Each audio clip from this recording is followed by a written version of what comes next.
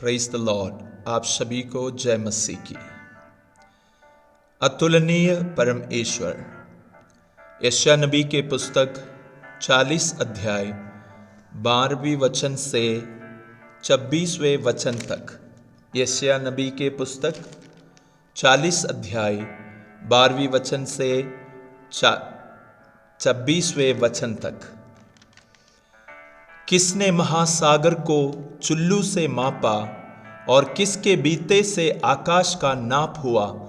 किसने पृथ्वी की मिट्टी को नपुए में भरा और पहाड़ों को तराजू में और पहाड़ियों को कांटे में तोला है?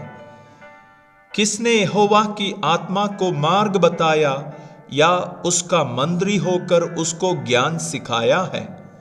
उसने किससे सम्मति ली और किसने उसे समझाकर न्याय का पथ बता दिया और ज्ञान सिखाकर बुद्धि का मार्ग जता दिया है? देखो, जातियां तो डोल में की एक बूंद या पलडों पर की धूल के तुल्य ठहरी। देखो, वह द्वीपों को धूल के किनकों सरीखे उठाता है। लबानोन भी ईंधन के लिए तोड़ा होगा और उसमें के जीव जंतु होम बलि के लिए बस ना होंगे। सारी जातियां उसके सामने कुछ नहीं हैं, वे उसकी दृष्टि में लेस और शून्य से भी घट ठहरी है। तुम परमेश्वर को किसके समान बताओगे और उसकी उपमा किससे दोगे? मूरत कारीगर डालता है, सोनार उसको सोने से मढ़ता और उसके लिए चांदी की सांकलें डालकर बनाता है।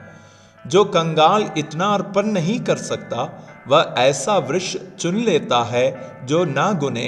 तब एक निपुण कारीगर ढूंढकर मूरत खुदवाता और उसे ऐसा स्थिर कराता है कि वह हिल न सके। क्या तुम नहीं जानते? क्या तुमने नहीं सुना? क्या तुमको आरंभ ही से नहीं बताया गया? क्या तुमने पृथ्वी के नींव पड़ने की समय ही से विचार नहीं किया?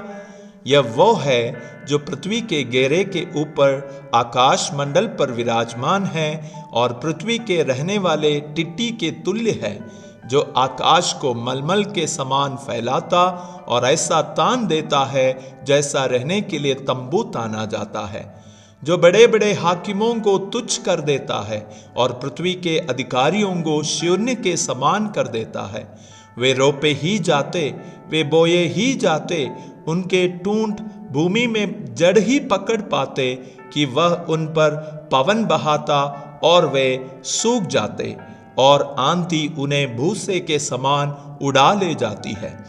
इसलिए तुम मुझे किसके समान बताओगे कि मैं उसके तुल्य ठहरूं? उस पवित्र का यही वचन है। अपनी आंखें ऊपर उठाकर देखो, किसने इनको सृजा? वह इन गणों को गिन गिन कर निकालता, उन सबको नाम ले लेकर बुलाता है। वह ऐसा सामर्थी और अत्यंत बली है कि उनमें से कोई बिना आए नहीं रहता। Praise the lord. आमीन। God bless you.